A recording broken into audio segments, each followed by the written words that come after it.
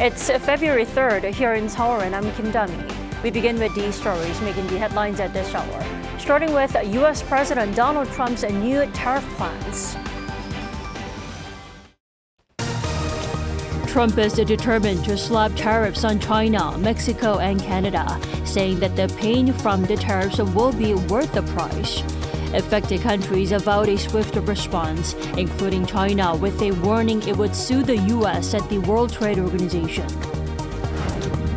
The Constitutional Court on Monday will decide whether acting President Choi Sang-mok's decision to withhold the appointment of Constitutional Court Justice candidate Ma Eun-hyuk is unconstitutional, a crucial ruling as the bench deliberates on President Yoon Suk-yeol's impeachment trial. South Korea's industrial output rose 1.7% last year on higher demand for semiconductors. But retail sales fell due to high inflationary pressure and poor consumer demand over the December martial law order. U.S. President Donald Trump says Sunday that America may feel economic pain due to his tariffs on key trading partners. However, he argued that it will be worth the price in order to secure U.S. interests. Lee Seung-jae reports. U.S. President Donald Trump on Saturday imposed a 25% tariff on goods from Canada and Mexico, while China was hit with an additional 10% tariff on the various existing duty rates. The tariffs are expected to be met with retaliatory measures from the affected countries and are also expected to lead to higher inflation. Economists also predict that the ensuing trade war will likely slow U.S. growth. However, Trump says while the Americans may feel the economic pain from his tariffs, it would be worth the price in order to secure U.S. interests. Taking to his social media platform Truth Social on Sunday, he said the tariffs will make America great again, and it will all be worth the price that must be paid. Meanwhile, in a separate post, the U.S. president reiterated his call for Canada to become a U.S. state. He claimed that the U.S. pays hundreds of billions of dollars to subsidize Canada, adding that Canada would cease to exist as a viable country without the subsidy. With this, he called on Canada to become a cherished 51st state, promising that such a move would lead to lower taxes, better military protection, and no tariffs. The cryptocurrency market responded negatively to the news of Trump's tariffs against Canada, Mexico, and China over the weekend. According to U.S.-based exchange Coinbase, as of 7 a.m. Korea Standard Time, the price of Bitcoin stood at just over $97,200 US. The price of the largest cryptocurrency by market cap hovered above $100,000 US before the tariffs went into effect on Saturday. According to cryptocurrency media outlet CoinDesk, the renewed trade war could aggravate inflation in the U.S. and make it difficult for the U.S. Fed to cut interest rates. It added that the weakness in the Bitcoin price reflects such concerns, sending a signal to the market to avoid risky assets. On the other hand, spot gold price surpassed $2,800 US per ounce on Friday, with investors opting to buy safer assets. Lee Seung-jae, Arirang News. And these countries, under the influence of Trump's stiff tariff plans, plan on taking swift countermeasures. China is looking to sue the U.S., and Canada and Mexico are issuing retaliatory tariffs. An Sung-jin has more. Following the imposition of tariffs by the U.S., China stated that it would challenge Trump's move. The unilateral imposition of tariffs by the U.S. seriously violates World Trade Organization rules, which is not conducive to solving its own problems, but disrupts normal China-U.S. economic and trade cooperation. In a written statement from the Chinese Ministry of Commerce, China expressed strong discontent and added that not only will it file a lawsuit with the World Trade Organization, but it will take other countermeasures to safeguard its rights and interests. Though nothing has been specifically stated, some of its retaliation measures may be hardening export controls on rare earth metals or targeting U.S. companies with interests in China. There's also speculation that China may impose a 10% tariff on U.S. imports after Tuesday, when Trump's new sanctions will be put in place. Mexico and Canada have also vowed immediate retaliatory measures against the U.S. for tariffs imposed on both countries. Mexican President Claudia Sheinbaum on Saturday posted on X that she has informed her economy minister to implement what she called Plan B, which includes tariff and non-tariff measures in defense of Mexico's interests. This measure of 25% tariffs has effects for both countries, but it has very serious effects for the economy of the United States, as it is going to greatly increase the costs of all products that are exported from Mexico to the United States. Canada responded with a 25% tariff on American goods, including beer and wine, starting Tuesday, while Prime Minister Justin Trudeau also urged Canadians to restrict travel to the U.S. and to boycott U.S. products, adding that Americans will feel pain from Trump's tariffs. This is a choice that, yes, will harm Canadians, but beyond that, it will have real consequences for you, the American people. A spokesman for the European Commission said the EU regrets U.S. tariffs against neighboring countries and China and vowed to respond strongly to unfair levies leveled against the bloc. An Sung-jin, Arirang News. A day before President Yoon's impeachment trial resumes after the Lunar New Year holiday, the Constitutional Court will rule on another major case regarding its own judicial vacancy. Oh Soo-young has the details. The Constitutional Court will decide whether acting President Choi Sang-mok should have appointed a third judge to fill the court bench's remaining seat, a crucial ruling as the bench deliberates on President Yoon's impeachment trial. On Monday, the 8-member bench will deliver a verdict on a competence dispute filed by the National Assembly Speaker Woo Won-sik against the acting president's decision to appoint only 2 out of 3 candidates recommended by the Assembly. Under pressure from both ends of the political spectrum, Chair in late December chose to instate 2 candidates, one recommended by the ruling party and one by the opposition party. But he omitted left-leaning Judge Ma Eun-hyuk, saying there should be bipartisan agreement on the third candidate. The Assembly's resolution to appoint the judges was forced through by the majority-holding opposition party, which recommended 2 left-leaning candidates. The Speaker, who comes from the opposition party, claims Chair has disregarded the Parliament's decision by only partially enacting the resolution. The ruling People Power Party, however, have called for the case to be scrapped and say the Speaker's competence dispute bypassed a formal vote at the National Assembly. The court's composition is a particularly sensitive issue amid President Yoon's trial, which requires a 2/3 majority vote to uphold his impeachment.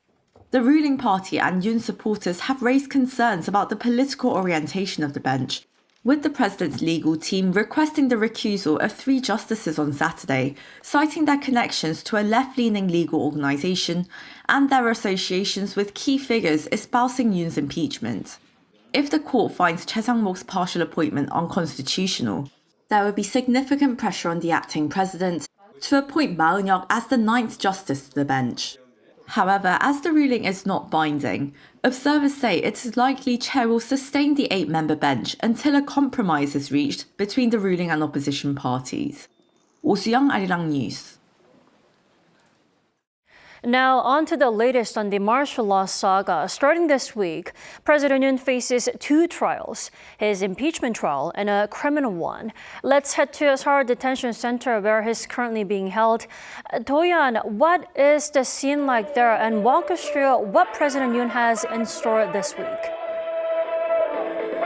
Good morning, Dami. As you said, I'm standing in front of Seoul Detention Center where President Yoon has been under detention since mid-January and could be looking at another 6 months during his trial. Now, at the moment, I only see a handful of protesters from both in support and against President Yoon, with speakers now being set up for a much bigger crowd later on during the day.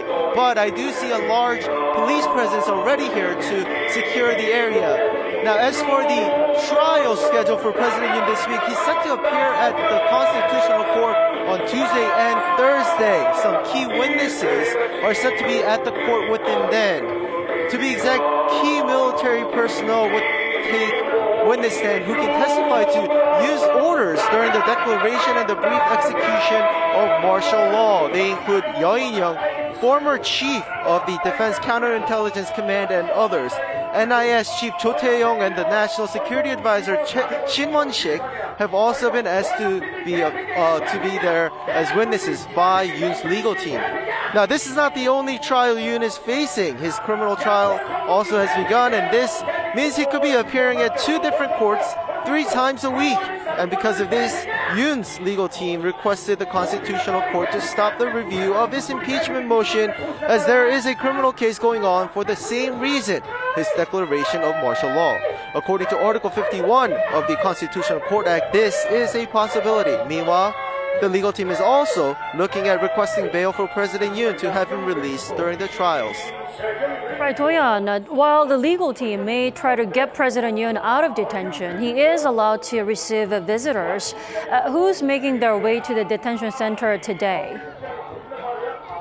That's right, Tommy. In fact, the leadership of the ruling People Power Party is set to be here to visit President Yoon in less than an hour. According to floor leader Kwon Sung-dong yesterday, he said he will be joined by the interim leader Kwon Young-se when he visits here to see President Yoon.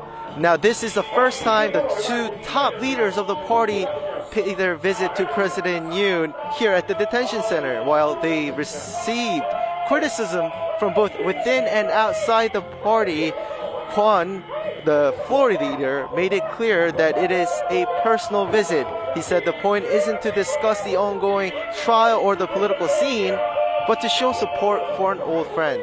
That's all for now. Back to you, Dami.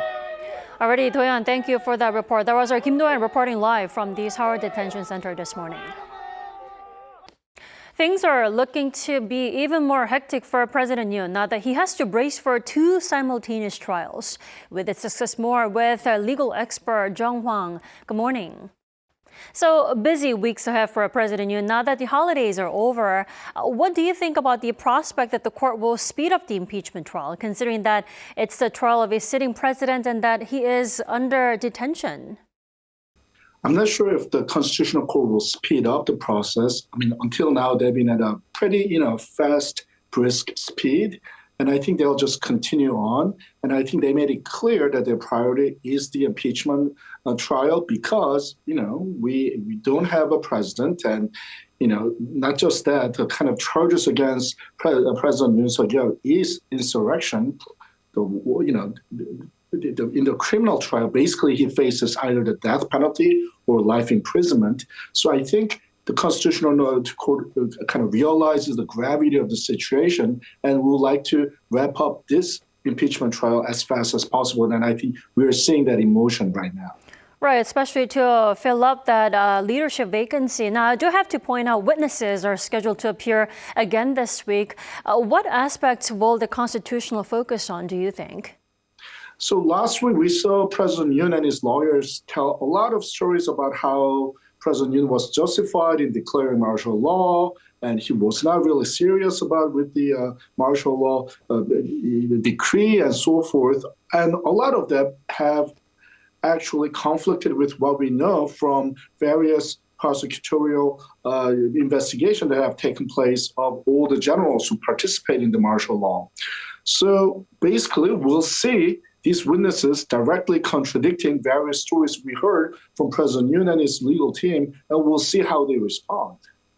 Well, President Yoon is actively participating in his impeachment trial. Do you think he'll appear in person at the criminal court? I mean, how actively do you think he'll participate in the criminal trial? Right. I mean, that's kind of a tricky thing to predict because of two kind of conflicting factors at play here. One, President Yoon likes to talk. We've seen them. And two, I have a feeling that President Yoon and his lawyers have kind of given up on both law and fact, and they're actually focusing on kind of riling up their base, which means that these factors contribute to President Yoon participating in whatever forum that he's given. On the other hand, if you're a criminal lawyer, basically the basic advice is do not testify, basically. Like in most cases, it will do you, it will do you bad, basically. It's not a good idea. And President Yoon might be a little bit overconfident being a lifelong prosecutor that he knows the system, and he might be, falling into the trap of hubris and might actually say something that he shouldn't. So his lawyers might dissuade him from actually, testifying in the criminal trial. So there are conflicting forces at play here. So in the end, I'm not really sure where I come out on that. We'll find out soon enough, I suppose. Right, like you said, he has been vocal, but let's see how vocal he is going to be in his criminal trial. Now, like Kim Do-yeon reported, President Yoon is set to receive visits, including from his own party leadership in the coming hour at 11 a.m. today. There is a limit to the number of visits and visitors. Do you think he'll receive all of them in the coming days, maybe even weeks? Well, I suspect President Yoon probably finds his current accommodation very uncomfortable. And if you sort of look at past kind of things that happen with especially the Korean chaebol CEOs and owners, they tend to receive lawyer visits for a very long time so that they don't have to sit in their cell. Instead, they can look at in the conference rooms reserved for these visiting hours. So I'm kind of suspecting that President Yoon would like to, go take similar route, trying to avoid being stuck inside his cell as much as possible. Well, I mean, it is a big difference between presidential residence and a prison cell. Definitely. Well, that means his wife, the First Lady, Kim Gun-hee, can also visit him. We shouldn't expect her. Well, we shouldn't expect to see her in anytime soon. What do you think? Well, I mean, I wonder what Lady Kim Gun-hee's state of mind is. I mean, at least the public reason being given by the presidential office is that she doesn't want to be seen in public. But there are ways to visit the prison, trying to keep confidentiality and all. Like, is she at all trying to put some kind of distance between herself and the President Yoon? I would like to know. I mean, there's no kind of leaks about kind of news about her state of mind these days. So I'm kind of curious about what her kind of future predictions and her emotions about the whole situation is. I have no inside information on this matter. Alrighty, sir. Thank you so much for joining us this morning. We appreciate it. Thank you very much.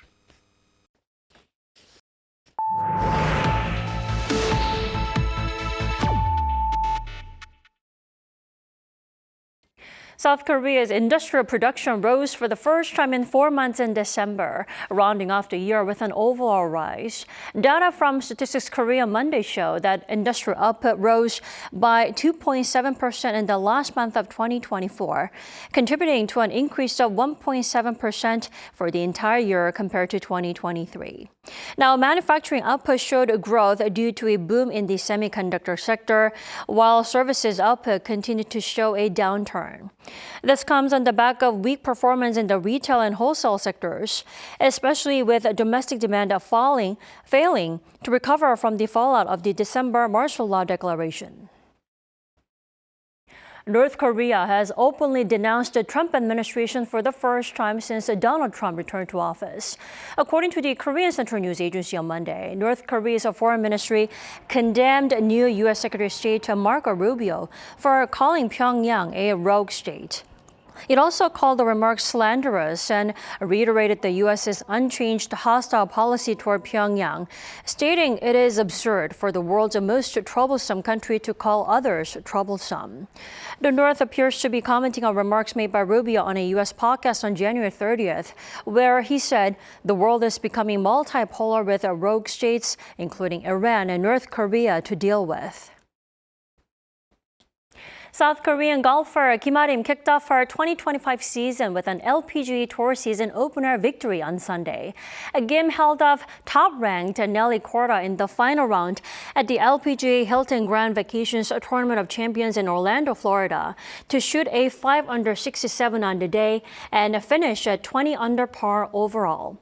This win also marks her third career LPGA title and second in 3 months, following her victory at the Lotte Championship in November. She won her first LPGA Tour title at the 2020 U.S. Women's Open, one of the 5 majors.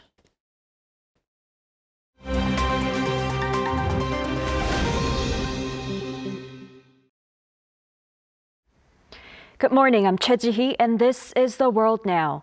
Starting in the Middle East, the Rafah border crossing between Gaza and Egypt reopened on Saturday local time after being closed for nearly 9 months. This reopening aims to facilitate the evacuation of Palestinians, including children who require urgent medical treatment. Now, the development is part of a ceasefire agreement between Israel and Hamas, aiming to address the humanitarian crisis in Gaza. It signals that negotiations on the possible extension of the current ceasefire are gaining traction. The World Health Organization estimated just before the current ceasefire that approximately 12,000 patients require medical evacuation, including those with war injuries and chronic conditions. A group of 50 sick and wounded Palestinian children were the first to be allowed through the crossing on Saturday. Moving to the Ukraine-Russia war, Ukrainian President Volodymyr Zelensky has accused Russia of bombing a boarding school in Sudzha, located in the area of Russia's Kursk region that has been under Kyiv's control for 5 months. Civilians were sheltering there and preparing for evacuation when the attack on Saturday occurred. Ukraine's armed forces reported that 4 people were killed, dozens were injured, and 84 people have been rescued or received medical treatment. However, the Russian Defense Ministry says the Ukrainian forces launched the deadly missile strike from Ukraine's Sumy region. These conflicting accounts have not yet been independently verified. In the U.S., the 67th annual Grammy Awards is taking place in Los Angeles on Sunday local time. Hosted by Trevor Noah for the 5th time, the event honors outstanding achievements in the music industry over the past year. Beyoncé led the nominations with 11 and secured early wins, including Best Country Duo Group Performance. Kendrick Lamar also won multiple awards for his track Not Like Us. The ceremony features performances by artists such as Shakira and Billie Eilish and includes a tribute to Quincy Jones, an iconic producer who died last year. The event also aims to support wildfire victims in Los Angeles.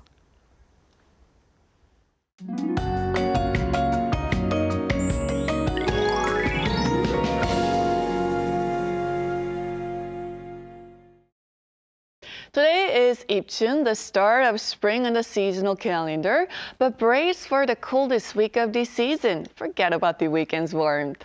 A cold wave advisory was reissued for the upper parts of Korea. Tomorrow morning, it's going to feel like minus 20 degrees Celsius here in the capital. Gangwon-do and southern provinces are seeing a mix of rain and snow this morning, and it's going to snow up to 1 centimeter. The heavy snow will return to Jeollado provinces from late this evening, piling up to 25 centimeters until Wednesday. Chungcheong-do could see more than 15 centimeters of massive snowfall. The capital and Gyeongsang-do province will be under sunny skies, but the biting winds will add more chill to the air. Seoul gets up to minus 2 degrees, which is about 9 degrees lower than yesterday. Daegu, Gyeongju top out at 2 degrees. Jeju and Jeollado should receive snow possibly into the weekend. Meanwhile, a rapid drop in readings will be no joke, with Seoul this week looking to be a freezing one. It's going to be a long week. Bundle up tight.